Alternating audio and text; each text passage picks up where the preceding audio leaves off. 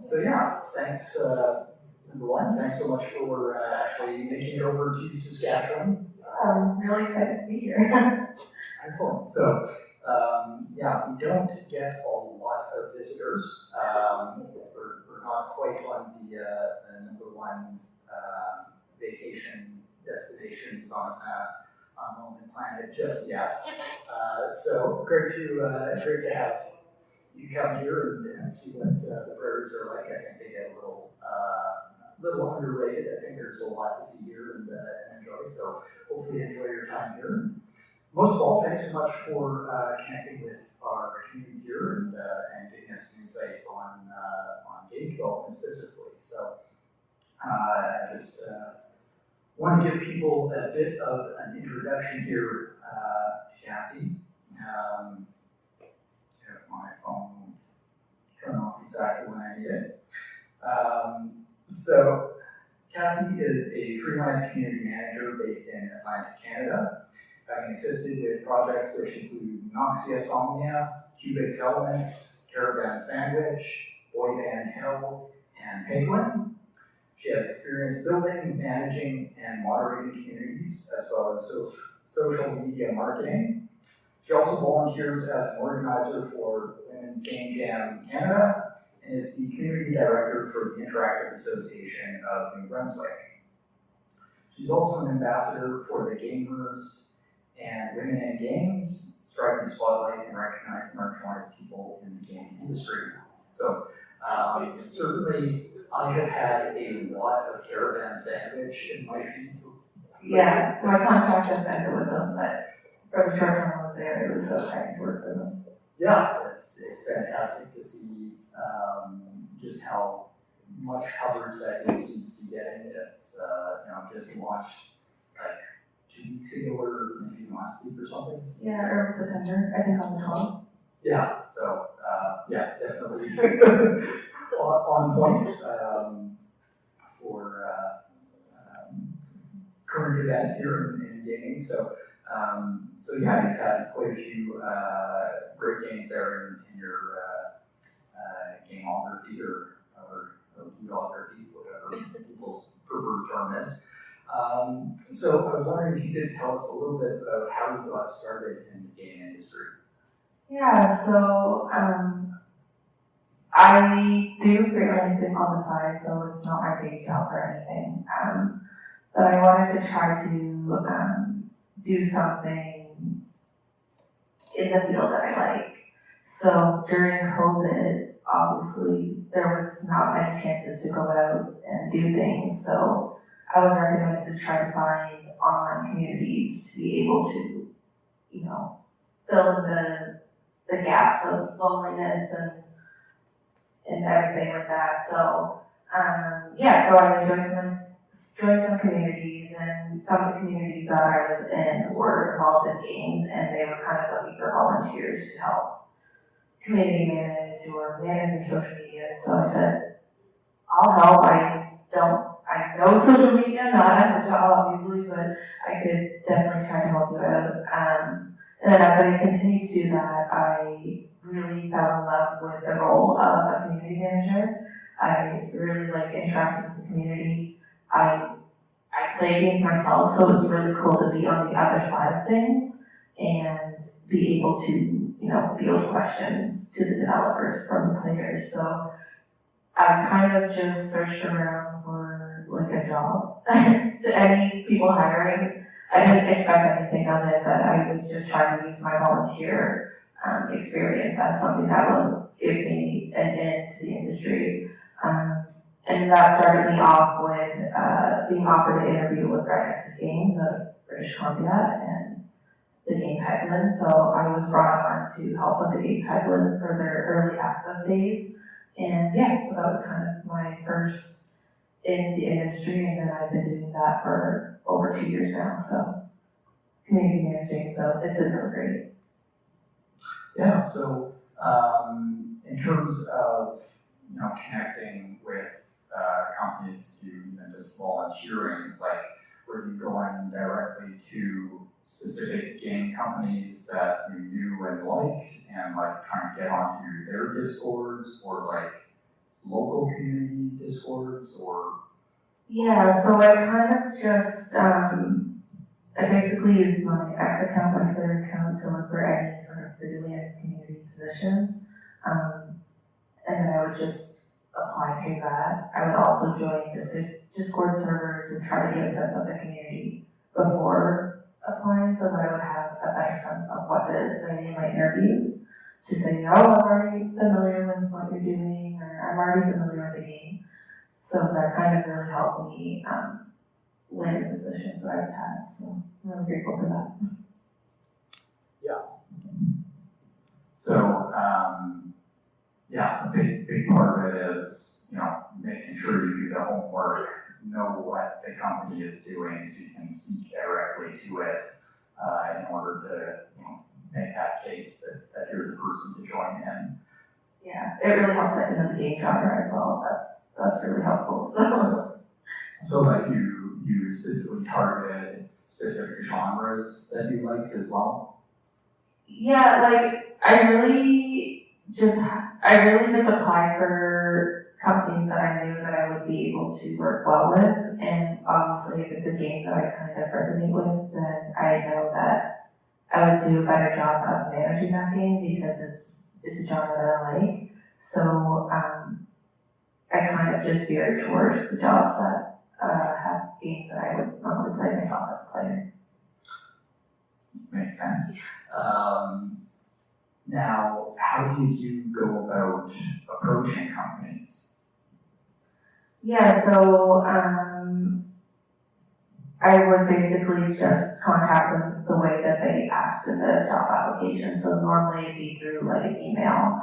And then for the community management jobs, they usually do like a list of social media that you have had experience with or communities that you've managed. So I kind of gave myself a little blurb and then sent my resume and other details with it. So that's kind of how they found out about what I do. So, was there any kind of training, education, previous work experience that you think really helped you move into the game industry? In my case, I don't think, like, I don't have formal experience in it, so I really tried hard to show that the skills that I had, like my transferable skills, were very important. A lot of people downplay their transferable skills. They really think like, oh, if I don't have education or exact experience in this, I won't ever get a job. I can't guarantee that it will, but if you can prove and relate your skills that you know and can apply it to what you're applying for, then that will really show them that you do have the potential to work for them. Yeah, I've been, personally, I've been a very big fan or proponent of, just, do the work yourself. If you can't find the right education or that wasn't your path, if that is what you're passionate about, and as long as you're doing it, you'll get better at it. And eventually, if you're really passionate about it, you'll have something to show that, can help convince companies that you are going to be the right kind of person for the job, that it's really passion-based to really convince people in the indie world. Yeah, and once you do have like some projects under your belt and that experience, and obviously that's what you would use to, apply for the jobs. But starting off, like transferable skills are so important. I really firmly believe that they're just as important as education. Obviously, education goes a long way and would really help you, but it doesn't mean that transferable skills are like not allowed. It really does help. Yeah. So you've worked with a number of games now. I think that was like 6 in the intro. So do you have a particular favorite? It's really hard to pick. A lot of them are I was just so grateful to work for and work with.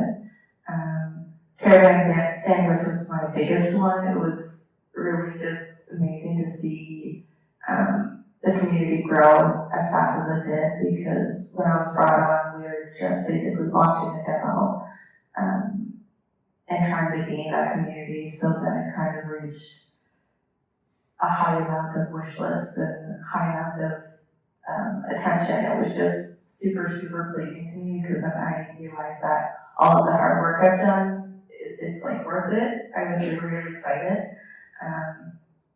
But I do want to mention I am very grateful to work for Reframe Games with the games Noxia Somnia and Cubix Elements, because that company is in my city, and there's not really a lot of game development opportunities in New Brunswick. So I'm just really honored to be able to help game company right in my city. So those are kind of two things that I really love doing. Yeah, I think whenever I think about game development in Canada, Saskatchewan and New Brunswick to me are two peas in a pod. We have a lot of similarities. We're very small. We're definitely behind the rest of Canada in terms of developing our game communities, game development communities. So it is really interesting to see that New Brunswick is really taking some major leaps ahead in the past 3 years. It feels like it's just night and day compared to where it was. That major movements are happening with education and like the CAM Institute and Interactive Association of New Brunswick really getting going, and how's it been? What sort of changes have been happening in New Brunswick that you've seen in the past few years? It's really hard to say, because a lot of people in New Brunswick want things to happen, but the thing is, nobody wants to do anything.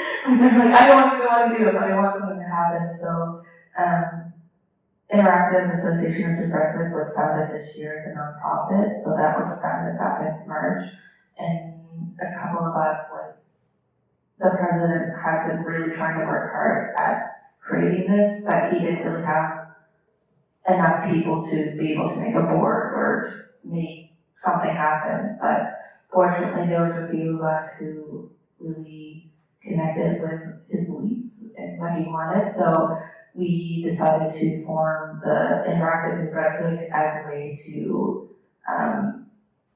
create partnerships and create communities within New Brunswick. Nova Scotia is very well known for the game development community in the Maritimes, with Ubisoft being there and Game Mode 1 and everything. So we really wanted to try to show that we have something as well, and we have a lot of talent in New Brunswick. We just need a chance to show ourselves and prove that we can do just as good as another person.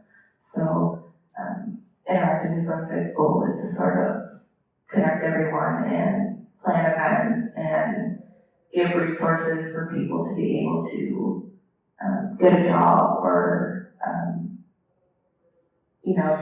just do what they want to do, whether that's in the interactive arts or games or what have you. Yeah, it's funny, mentioning Nova Scotia,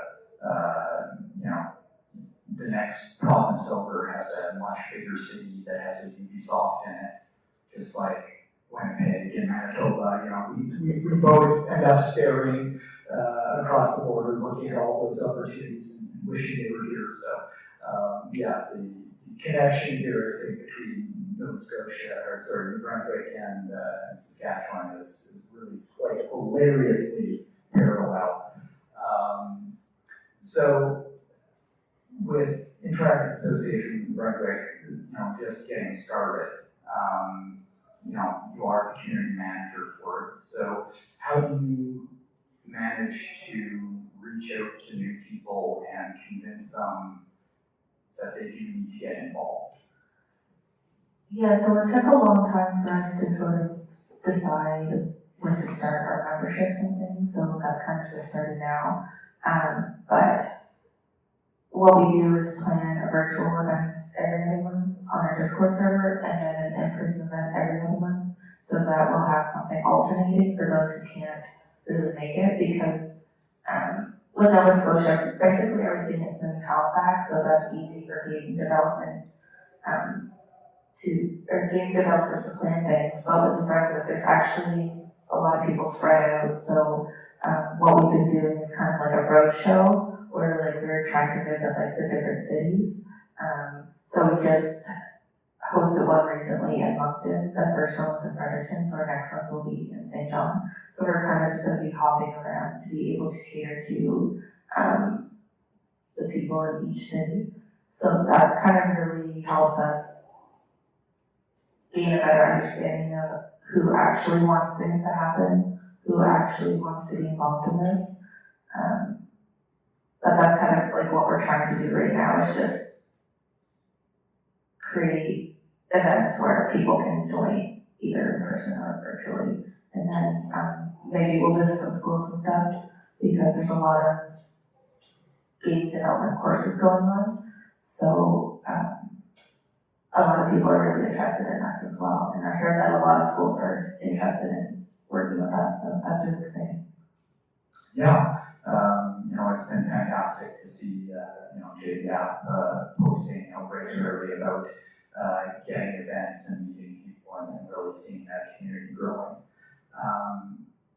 What do you think is really the next big steps for growth in New Brunswick?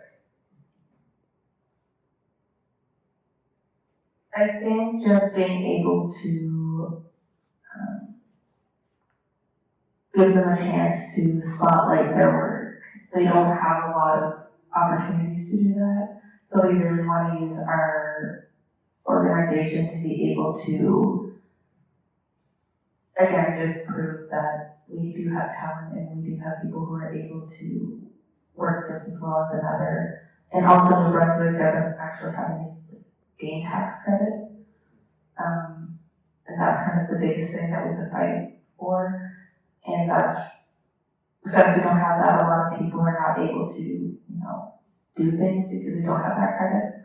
So we're really working hard to try to get that in New Brunswick. But we also have to prove that we do have people there who would need it. So that's kind of what we're doing right now, is trying to show that there are people and hopefully get that credit that we need. Yeah, that's again a very similar fight here.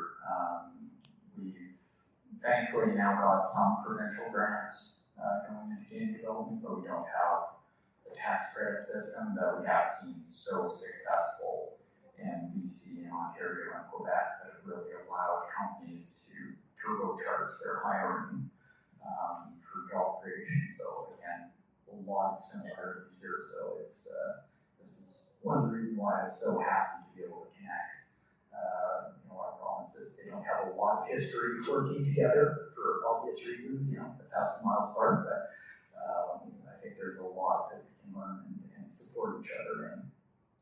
Now, as mentioned, you got to make a video game as a studio based in your hometown. How did that team come together? I'm not sure if you know the history of the company before you, or if you were involved right from the start, or... No, I came on about just over a year ago. So originally it was founded by actually Jade and another girl, Becca, but they passed on the torch to other people who have more experience.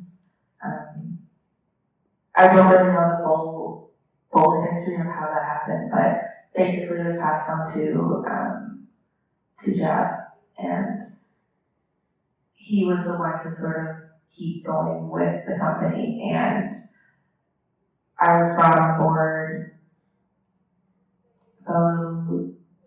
over a year ago, and it's just been an amazing time. It's been so great to be able to work for a New Brunswick company in games. Like, it's something I never believed would happen, because again, I never knew it existed.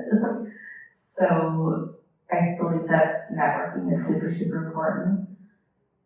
And I actually found out about them through a game dev meeting that Jade had planned. So that was really, really exciting. But the team is basically remote, so we don't have a lot of opportunities to work in person.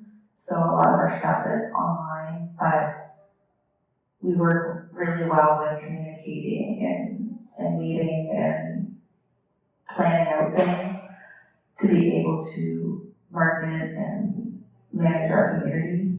So that's kind of the way that we've been working as a remote team. Yeah, so, and your role in it is community management. So, what role does a community manager play in a game development studio, and how do they contribute to the success of the team?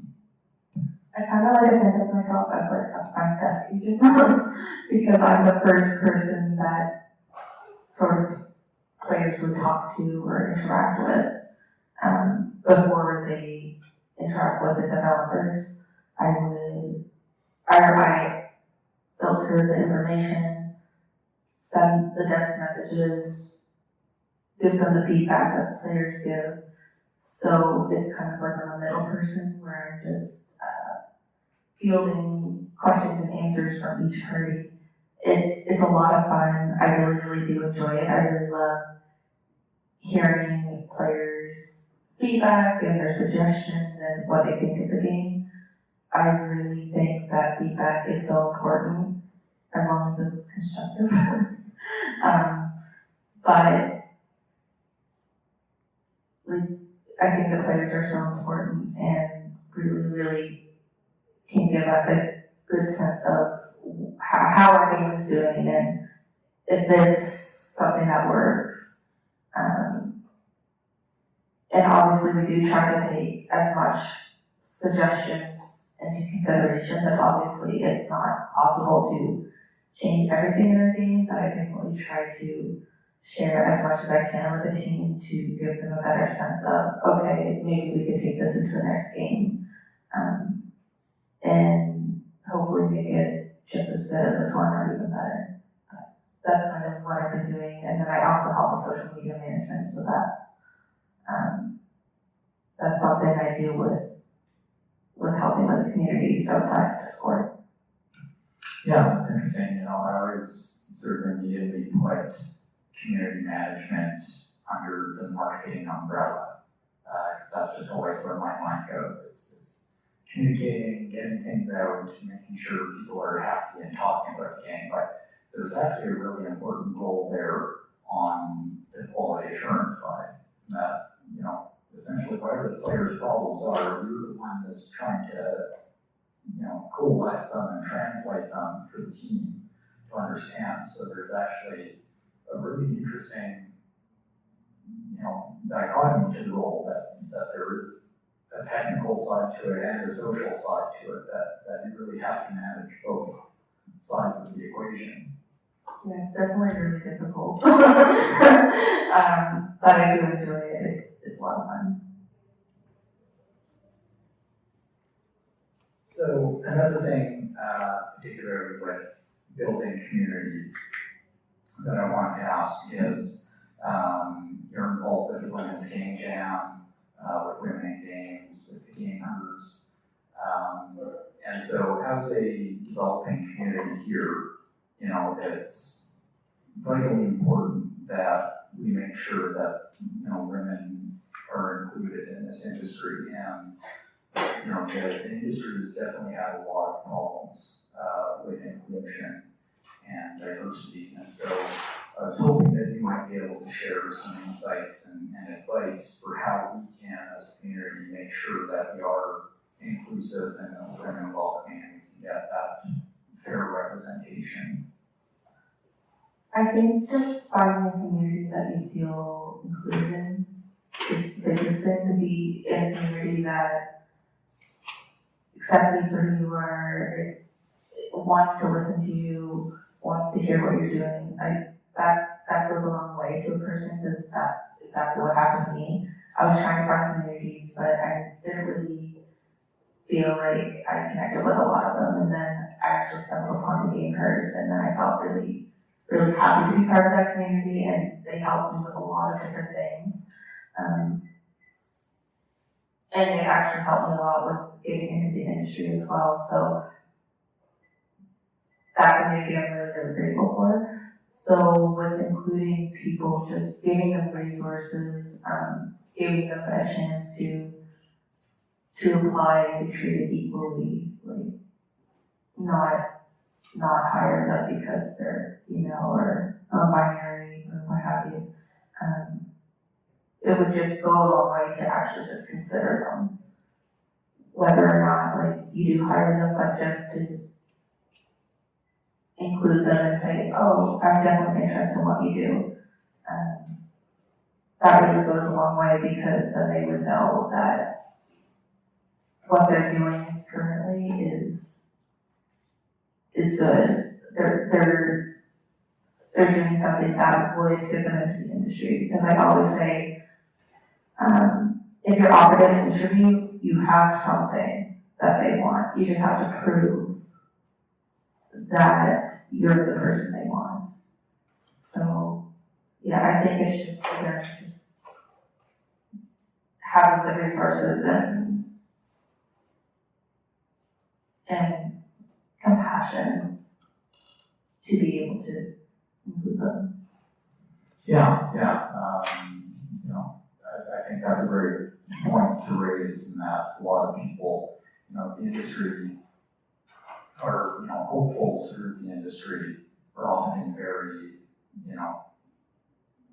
down on their own abilities, or worried or anxious about what they're doing. A lot of self-doubt, imposter syndrome, even when you get into the industry, that can be a huge problem. And so I think that's definitely a critical thing, to be able to reinforce people, to know that they are good enough and their work has value. I was wondering if you could offer any hints as to more of the outreach side. How do we manage to get them involved, get them into that first meeting where we can see what they're doing or what they're interested in to get them started? A lot of people start in game jams. Those are so fun and so important. I know several people who got jobs just from being there, like game jams that they did for fun. It really gives the hiring person a sense that you're able to create a game, and that you're able to work with a team and create something. And it's not just that, but game jams have different time frames. So it also shows that you can create something in 24 hours, or you can create something in 48 hours.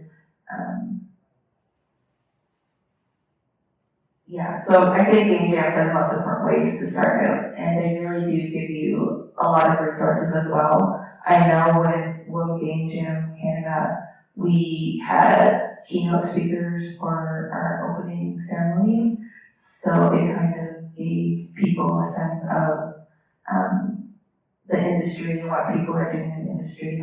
Some of our keynote speakers were either past mentors or current mentors, and even the people who volunteered with us who are mentors have participated in jams and were working in the game industry. So if there is somebody who has the same story as somebody else, like for example, if a mentee has started in a game jam and you're mentoring someone who's in a game jam, they can see themselves in that person and say, oh, you were exactly where I am right now and you're in the industry. I could definitely do it. That really gives them a lot of encouragement. Yeah, I think mentorship is a fantastic tool to help lift people up, but also, again, game jams are always my number one. If you want to get into the industry, but there you go, one weekend. If you can pull off one weekend of trying it, it's your best way to reach. Now, aside from being a game developer, you're also a streamer. under the name Last X Fantasy. So marketing-wise, I think streaming really is the big opportunity for indie developers these days. So I was wondering if you could offer any advice to developers about how they might work with streamers, so that they can have a healthy, positive encounter there and start tapping into this new method of marketing. Yeah, for what I do, I kind of look at streamers that might be in the same genre as the game, and I do kind of outreach to them and say, hey, would you be interested in, playing our game? It depends on the company. I know some companies who are larger kind of have to be picky about who they choose because their game might be very popular. So it depends on where you're at in terms of in development. But I try to give at least everyone a chance to play our game because I believe that any type of person playing it, it's at least one more person seeing it. So I try to give a chance to people who are actually interested in our game, the opportunity to be able to play it. So it's kind of difficult to say what other companies might do, but I definitely try not to be as choosy with how I pick the streamer, because again, if they're interested in playing my game, why would I deny them that opportunity? Yeah, and when you're indie, any press is good press. Anyway, to get on the radar. Now, do you see streamers mainly still doing free content for indie games, or do you see it as mainly a paid gig? I think that also depends too, because I think anyone would really like a free game, a free key to be able to play and share with the community. But of course, it's also nice to be paid and to be recognized as a streamer. Like maybe that's more for the streamers that have more of a following or have a better chance of streaming to a wider audience. But most of the time, I feel like a free key is the most normal thing that people would do, and maybe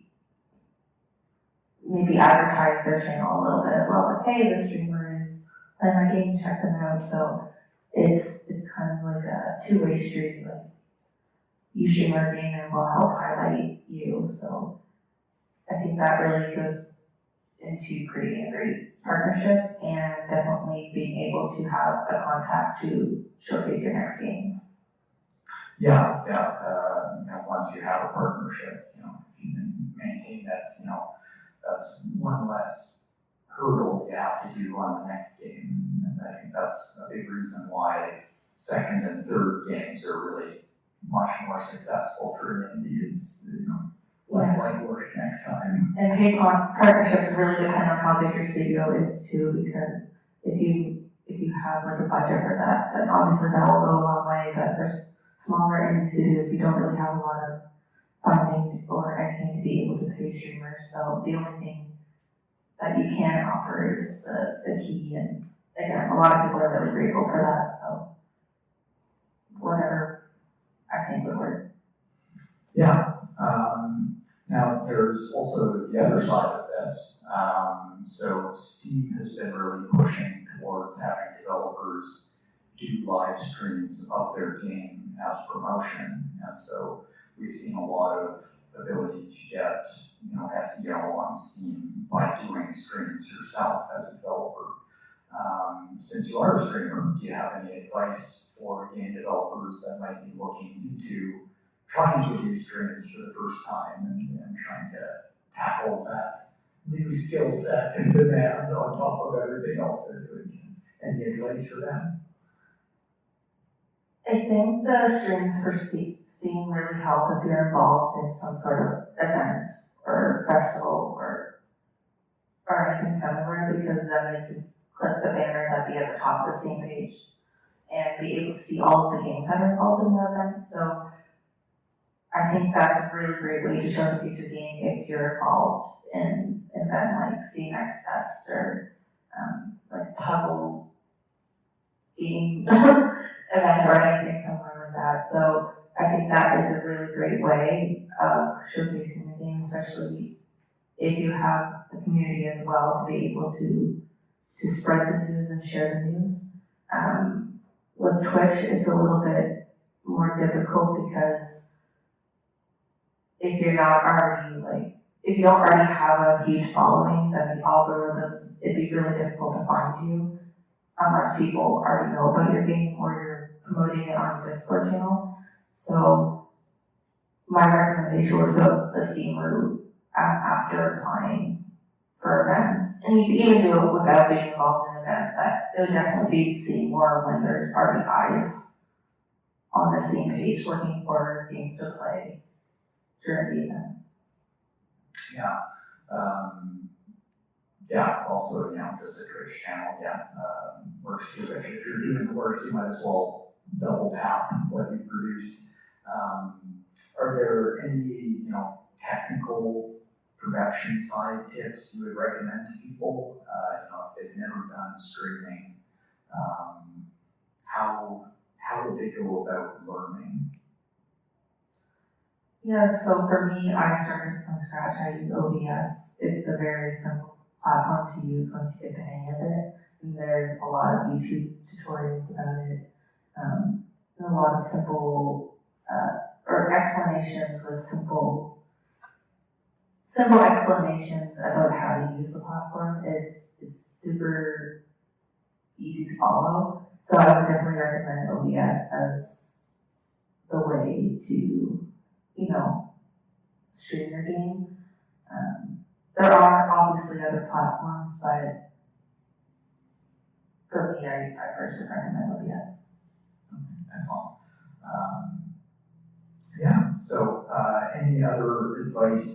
I'm not a community manager, so I don't know what I've missed. Anything that you would recommend to indie developers in terms of how they can grow their studios, create a community? Any general advice you can give some of our startups? Networking is so important. It's the number one thing that really helped me meet people, learn about things, joining mentorship programs or joining in-person or virtual events. I would highly recommend participating in those because, again, you meet so many amazing people and you learn so many cool things about them, and you also have the chance to show what you're doing. I know when I've been at events and I show off what I'm doing, I've created lifelong friendships or partnerships with people, and they have really helped me in my growth as a community manager and somebody in the game industry. So I highly value those connections because I know that they were somebody along the way who helped me in my journey.